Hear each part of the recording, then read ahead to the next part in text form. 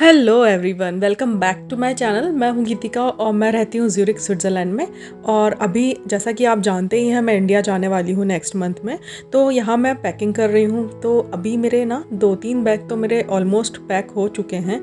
और यहाँ पे मुझे मेरी जो एयरलाइन है उसमें मुझे 20 केजी के 2 बैग्स लेने हैं जो मैं चेक इन करवाऊँगी।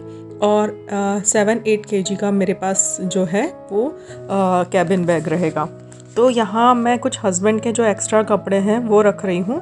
और मेरी तो ऑलमोस्ट सारी पैकिंग हो चुकी है। और जो ऊपर के जो अभी और कपड़े वगैरह मुझे रखने हैं तो वो मैं 1 हफ्ते में रख लूँगी। तो यहाँ ना जब हम मतलब ट्रेन से जाते हैं इंडिया में कहीं भी तो कोई प्रॉब्लम नहीं होती, हम कितना भी सामान रख लेते हैं। पर अब अगर आप कभी भी फ़्लाइट से जा रहे हैं तो फ़्लाइट के साथ बहुत सारे रूल्स एंड रेगुलेशंस होते हैं। तो फ़्लाइट में जो भी एयरलाइन से आप जा रहे हैं तो उनका एक प्रोटोकॉल होता है जिसमें आपको उनके अकॉर्डिंग ही अपना जो सामान है, अपना लगेज है, उनके अकॉर्डिंग ही आपको रखना पड़ता है। तो कुछ एयरलाइंस में 20 केजी का लगेज आप ले जा सकते हैं। और किसी एयरलाइंस में आपको 40 केजी तक भी अलाउ रहता है। तो डिपेंड करता है कि आपने कौन सी एयरलाइंस से बुक किया है अपना फ़्लाइट का टिकट। और जो डोमेस्टिक और इंटरनेशनल फ़्लाइट्स होती हैं उनके भी अलग अलग चार्जेस होते हैं और केजीज़ के हिसाब से। तो यहाँ पे मैं शूज़ वगैरह मेरे जो हैं, सैंडल्स वगैरह बहुत सारे लेकर आई थी, क्योंकि मुझे यहाँ ऐसा था कि 2-3 साल का शायद रहने को होगा वो वीज़ा एक्सटेंड का। बट मैं जल्दी जा रही हूँ यहाँ से, तो बस यही सब मैं इतना सारा सब कुछ लेकर आई थी क्योंकि मुझे ऐसा लगा कि शायद यहाँ पे मेरे भी काफ़ी फ्रेंड सर्कल बन जाएगा। तो मुझे ये सब चीज़ें लगती हैं कुछ साड़ी के हिसाब से, कुछ वेकेशन के हिसाब से। तो मैं उस तरह से मैं लेकर आई थी यहाँ पे काफ़ी सारे। तो बस मैं उसी तरह से ये रख रही हूँ। यहाँ पे शू बैग्स हैं मेरे पास इस तरह के, ये मैंने अमेज़ॉन से बाय किया था। ये बहुत अच्छे रहते हैं और इनमें 3 पेयर मेरा आराम से आ जाता है। तो एक चप्पल के ऊपर एक और सैंडल रख देती हूँ मैं इस तरह से। ऐसे नहीं रखना, इस तरह से एक के ऊपर एक उल्टा करके रखेंगे तो ये आराम से एक बैग में 3 सेट आ जाता है आराम से। तो यहाँ आज मैंने सोचा कि ये सारी पैकिंग मैं कर लेती हूँ, क्योंकि फिर मुझे अभी तो ये यूज़ होने वाले नहीं हैं। शूज़ मुझे लगते हैं, तो शूज़ मैं ऊपर ही रखूँगी अपना 2 पेयर। और बाकी मैं जो है सब सामान अपना लगेज बैग में डाल दे रही हूँ। तो ये हर दिन कुछ ना कुछ मुझे करना ही पड़ता है पैकिंग। और अभी इतना बिज़ी चल रही हूँ कि डेली ब्लॉग्स भी नहीं बना पा रही हूँ। तो जैसे भी पॉसिबल होता है थोड़ा थोड़ा मैं करती रहती हूँ। और अभी कुछ दिनों बाद मैं आपको पुणे के ब्लॉग्स अपने शेयर करूँगी। तो यहाँ पर ऑलमोस्ट मेरी पैकिंग हो गई है। और मुझे यहाँ पे 20 केजी ही बैग रखना होगा। 20 से अगर 21 होता है तो वो लोग फिर निकलवा देते हैं सामान। तो इसलिए कभी भी आप भी ट्रैवल कर रहे हैं तो ये ज़रूर ध्यान रखिए कि आपके जो लगेज बैग है, जो चेक इन करवा रहे हैं, उसमें कितना सामान अलाउ है और आप कितना सामान रख रहे हो। चाहे तो आप 1 केजी कम ही रखिएंगे तो बेटर रहेगा, पर ज़्यादा होगा तो फिर वो चार्जेस लगाते हैं और चार्जेस काफ़ी ज़्यादा होते हैं। इंटरनेशनल फ़्लाइट के तो काफ़ी ज़्यादा चार्जेस हो जाते हैं। तो यहाँ पे डोमेस्टिक फ़्लाइट में अगर आप जाते हैं तो उसमें आपको 15 केजी तक ही अलाउ रहता है। और यहाँ पे मैं अपने बूट्स रखना भूल गई थी, तो ये मैंने बूट्स भी रख लिए हैं। तो ये मैंने यहीं से लिए थे और इन्हें भी मैं एक प्लास्टिक बैग में डाल दूँगी।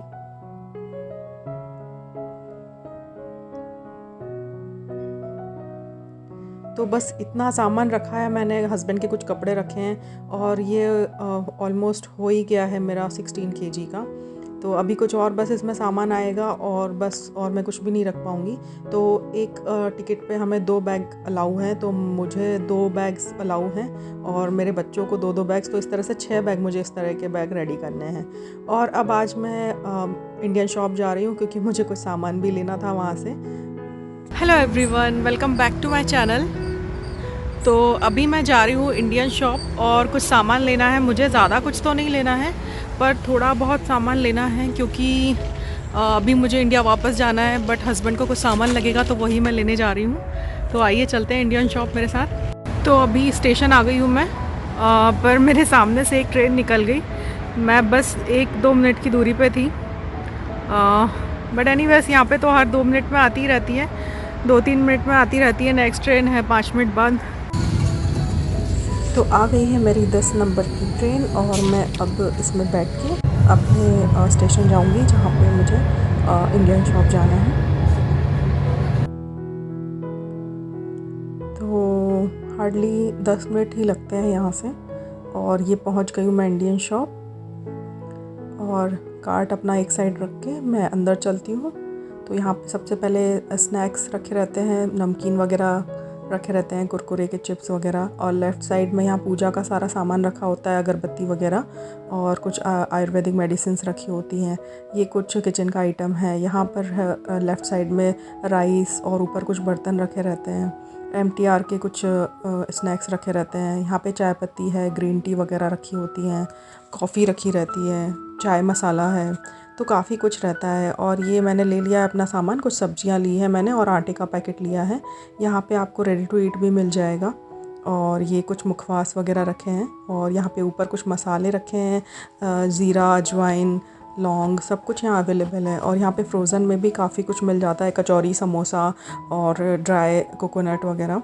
और यहाँ पे ये पराठे वगैरह का भी बहुत अच्छा है सेक्शन। फ्रोज़न पराठे यहाँ मिल जाते हैं, पनीर का, वेजिटेबल का और आलू का पराठा, तो सभी चीज़ें अवेलेबल हैं यहाँ पे। तो ये कुछ सामान लेके मैं घर के लिए निकल गई हूँ और ये ट्रेन ले ली है मैंने। घर आके भी मुझे बहुत काम थे, तो मुझे आज घी भी बनाना था क्योंकि हस्बैंड इतना टाइम नहीं निकाल पाएंगे घी बनाने का, तो उनके लिए मुझे थोड़ा घी प्रिपेयर करना है।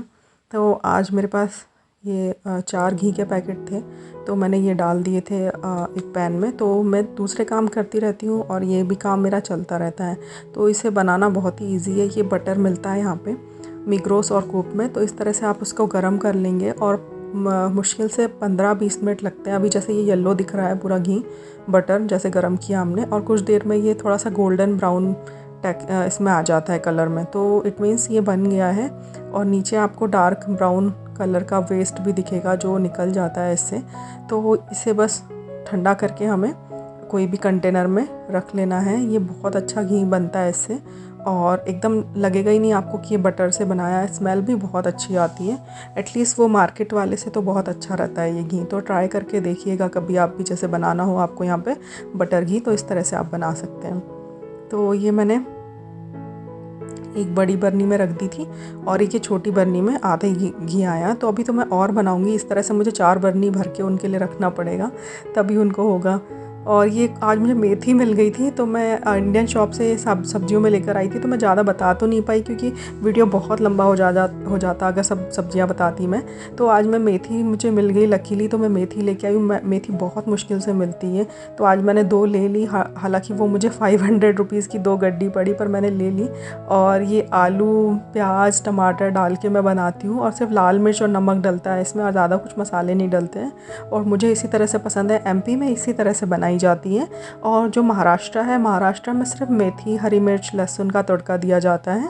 और कुछ लोग वहाँ पे मूंग की दाल मिक्स करके भी बनाते हैं, तो वैसी मुझे इतनी पसंद नहीं है।